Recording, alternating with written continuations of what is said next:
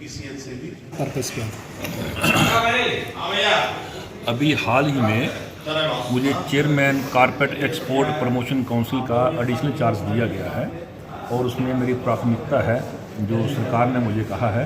कि जल्द से जो है जो कमेटी ऑफ एडमिनिस्ट्रेशन का चुनाव कराना है, फिर उसके बाद वाइस चेयरमैन का चुनाव कराना है। तो उसी संबंध में जो इंडस्ट्री में, क्योंकि जो कारपेट इंडस्ट्री का जो मेन हब है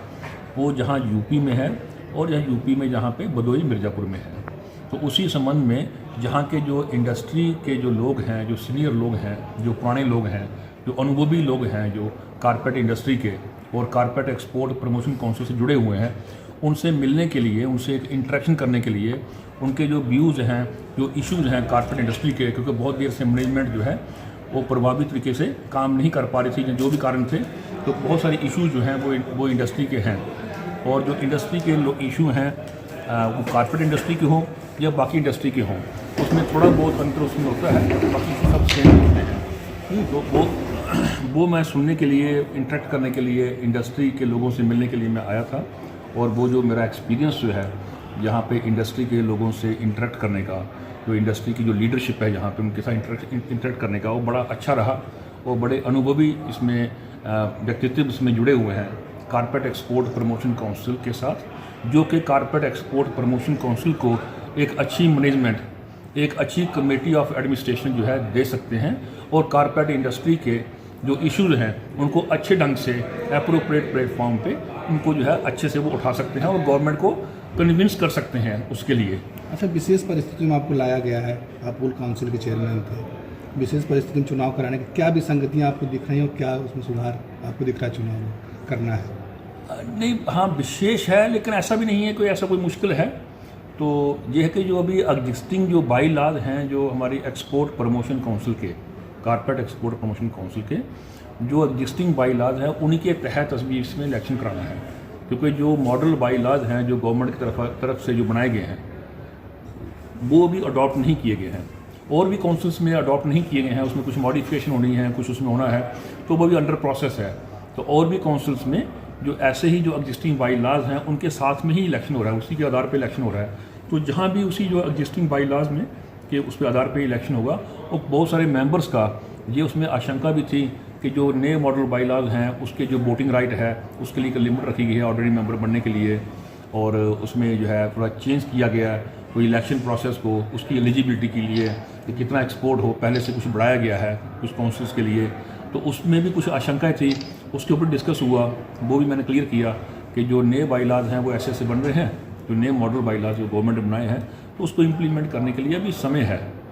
कोई ऐसा जरूरी नहीं है कि उसी के ऊपर ही हमें इलेक्शन कराना है। तो जो एग्जिस्टिंग बाई लॉज हैं उस पर अभी इलेक्शन कराएंगे, और जब वो नई कमेटी ऑफ एडमिनिस्ट्रेशन बनेगी और नया वाइस चेयरमैन बनेगा, जब नए जो वाइस चेयरमैन बनेंगे उनको मैं उसका चार्ज दूंगा, वो चेयरमैन बनेंगे, फिर वो वाइस चेयरमैन से कराएंगे। चेयरमैन और वाइस चेयरमैन बनने के बीच में कितना समय लगेगा?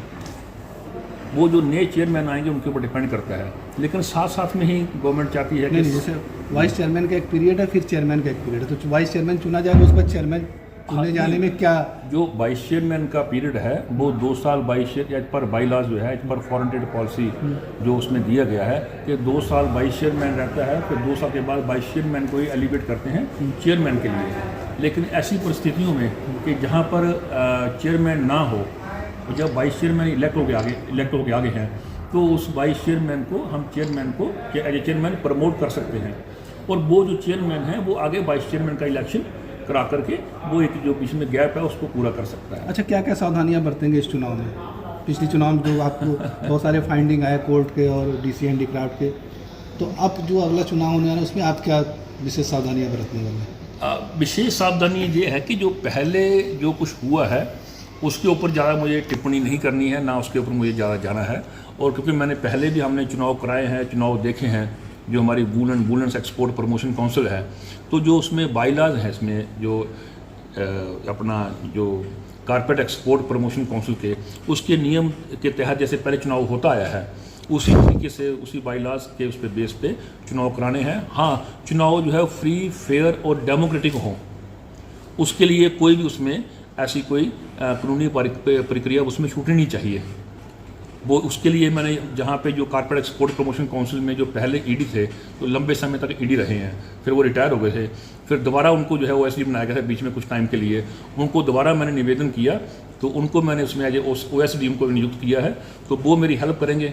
कि जो कारपेट एक्सपोर्ट प्रमोशन काउंसिल के जो इलेक्शन रूल्स हैं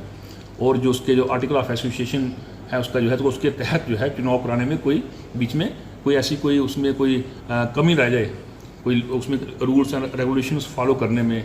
तो वो उसके लिए पूरा ध्यान रखेंगे। उसमें कोई ऐसा वो नहीं है, हम चुनाव और भी कराते हैं दूसरी काउंसिल में भी। आप रूल एसोसिएशन के चेयरमैन हैं।